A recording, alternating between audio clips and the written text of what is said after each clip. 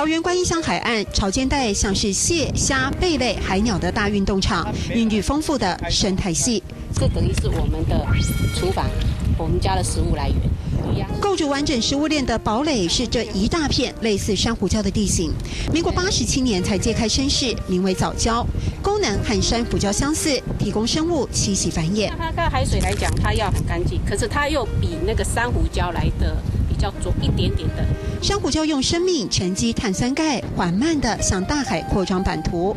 在徐黄秀娥和丈夫眼中，像是前人用世代交替的辛苦，给予后人守护。常常讲到这片藻礁就像我们的母亲一样，把我们带大养大的。说，因为这一片藻礁的话，它可以定沙，然后把你这个海浪啊，不会直接冲击到我们的防风林。往岸上看，防波堤取代藻礁是人类的破坏。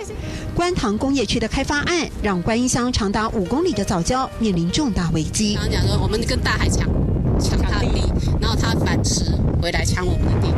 台湾海岸线的变迁，未来会怎样？艳阳天下，漫步礁岩思索，人类的保育醒思会不会太晚？红台这里真的风好大哦！海呀，我们都天时一后，天气很好哈，适合到处走走，对不对？现在主要力量都是这样天气很好，当这是海路，说到处走走，但我们事先说是哈马哪里去行了，适合到处走走。我们现在在的这片藻礁呢，感觉上好像高度只有到小腿的部分，不过在最深的地方，其实它是有4、5公尺。如果以1年0.1到0.2公分的缓慢速度生长来看，其实已经有2000年的历史了。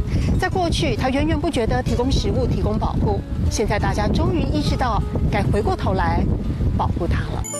天时以后是哈马奈去行了，天时以后是哈马奈去行了。